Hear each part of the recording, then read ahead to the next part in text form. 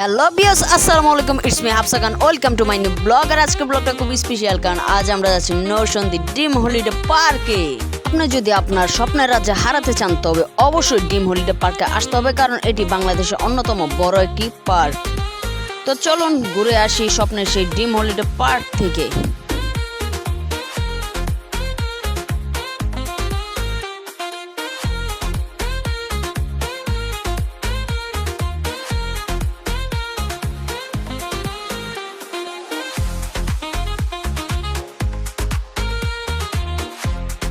ঢাকা থেকে খুব কাছে হওয়াতে একদিনের মধ্যে ঘুরে আসা যায় এই ড্রিম হলিডে পার্ক থেকে। তাই আমরা সকাল সকাল রওনা দিয়ে দিলাম ড্রিম হলিডে যাওয়ার উদ্দেশ্যে। আমরা এখন যাচ্ছি নরসন্দী পাঁচদোনাতে।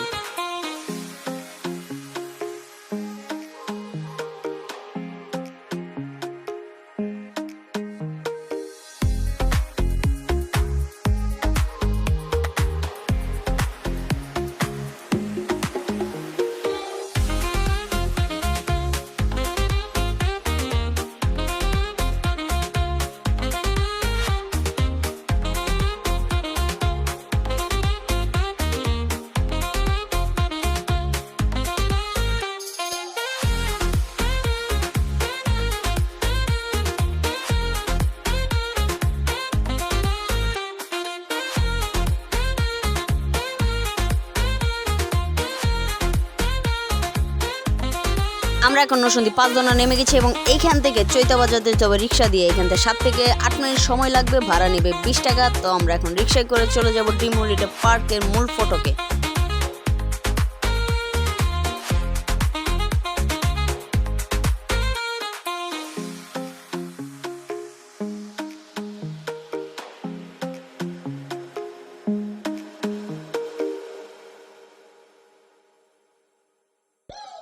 অবশেষে আমরা ড্রিম হলিডে পার্কের ভিতর চলে আসছি এবং গাড়ি পার্কিং এর জন্য, বাইক পার্কিং এর জন্য অসংখ্য জায়গা রয়েছে এখানে। এখন আমাদের টিকিট কাটতে হবে। টিকিট মূল্য বড়দের জন্য 350 টাকা এবং ছোটদের জন্য 250 টাকা টিকিট প্রাইস। আপনি চাইলে প্যাকেজও কিনতে পারেন। 2 জন প্যাকেজে 2500 টাকা এবং 4 জনের প্যাকেজ 4500 টাকা নিবে। এখন আমরা টিকিট কেটে ভিতরে প্রবেশ করলাম। Welcome to dream holiday park. এবং খুব সুন্দর একটা পরিবেশ। নগর জীবনে ব্যস্ততার মাঝে ঢাকার কাছাকাছি ফ্যামিলি নিয়ে ঘুরে আসতে পারেন এই ড্রিম হলিডে পার্কে। প্রায় 60 একর জমির উপর অবস্থিত এই ড্রিম হলিডে পার্ক। পার্কটি 2011 সালের 27শে আগস্ট জনসাধারণের জন্য উন্মুক্ত করে দেওয়া হয়।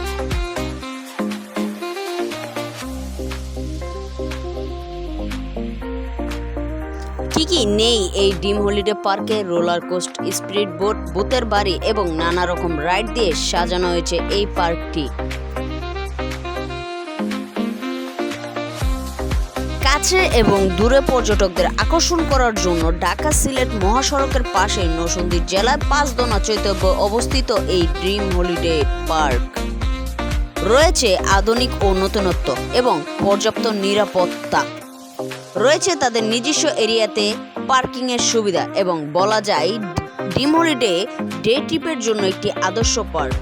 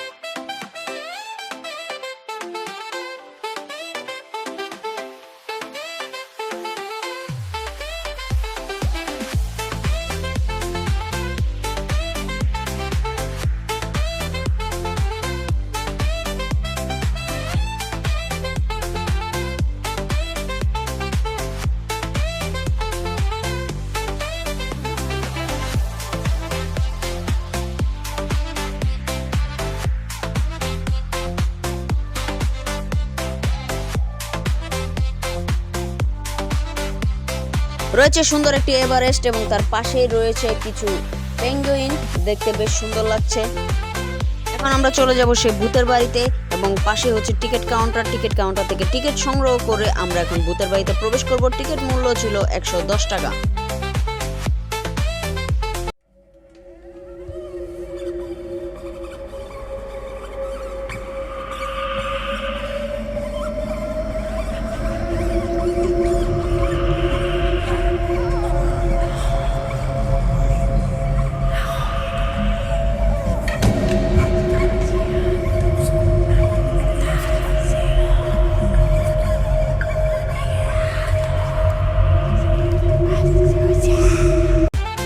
খুব ভয়ঙ্কর একটা প্লেস, ভূতের বাড়ি বলে কথা, তবে আমি খুব এনজয় করেছি।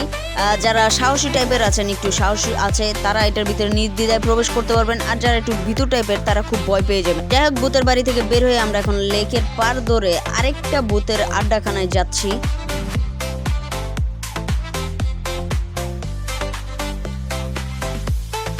আমরা খুব সকাল সকাল রওনা দিয়েছিলাম, যার ফলে মাথার উপর রোদ ছিল, কিন্তু দুপুরের পরে হঠাৎ করে মেঘলা আকাশ হয়ে যায় এবং ঠান্ডা বাতাস বইতে থাকে, বেশ ভালো লাগছিল। এখন আমরা যাব নদীর তলদেশে, নদীর ভিতর দিয়ে টানেল। আপনি নদীর ভিতর দিয়ে এই টানেলের মাধ্যমে এক পাশ থেকে অন্য পাশে যেতে পারবেন।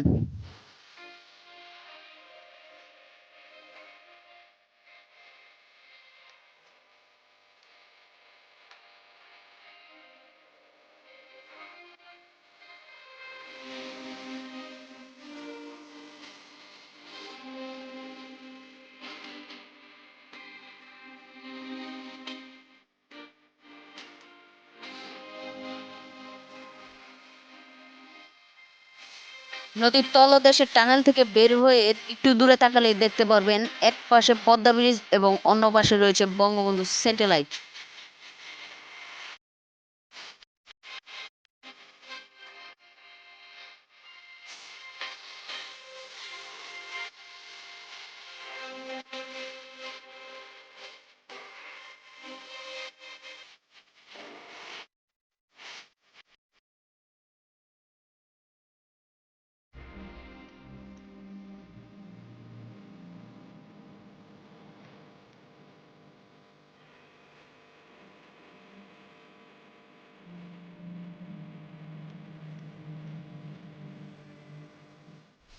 কিছুক্ষণ হাঁটার পরে নজর পড়বে এই ছোট্ট দ্বীপের উপর, যেখানে গ্রামীণ প্রতিচ্ছবি দেখতে পারবেন।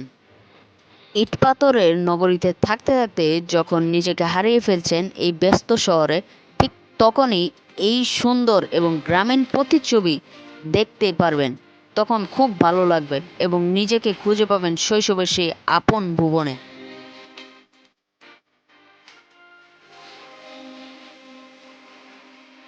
অনেকক্ষণ হাঁটাহাঁটির পর এখন আমরা কেবল কারে উঠব। কেবল কার থেকে পুরো পার্কটি দেখা যায় খুব সুন্দরভাবে। কেবল কারে ওঠার জন্য টিকিট কিনতে হবে, আর যারা প্যাকেজ কিনবে তাদের টিকিটের প্রয়োজন নেই। কেবল কারের টিকিট প্রাইস 120 টাকা।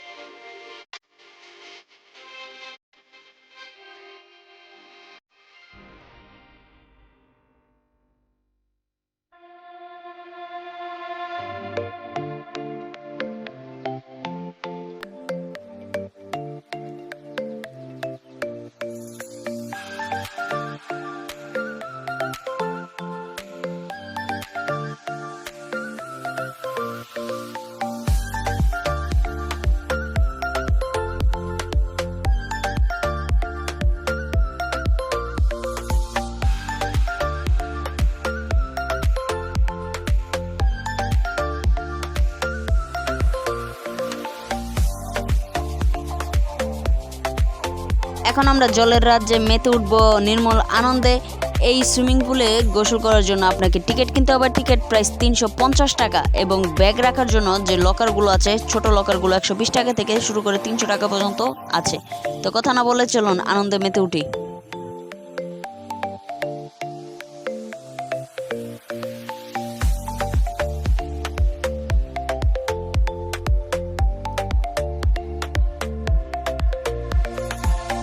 ওকে গাইস, এই ছিল আজকের ব্লগ এবং কেমন হয়েছে কমেন্ট করে জানাবেন। আর আপনারা চাইলে ফ্যামিলি কিংবা বন্ধু বান্ধবের জন্য ডে ট্রিপে চলে আসতে পারেন ড্রিম হলিডে পার্কে। অসাধারণ একটি পার্ক, যত দেখবেন ততই ভালো লাগবে। সো কথা না বাড়িয়ে আজকের ব্লগটি এখানেই শেষ করব। সবাই ভালো থাকবেন, সুস্থ থাকবেন, দেখা হচ্ছে নতুন কোনো ব্লগে। সে পর্যন্ত stay happy, stay safe, keep smiling. আল্লাহ হাফেজ।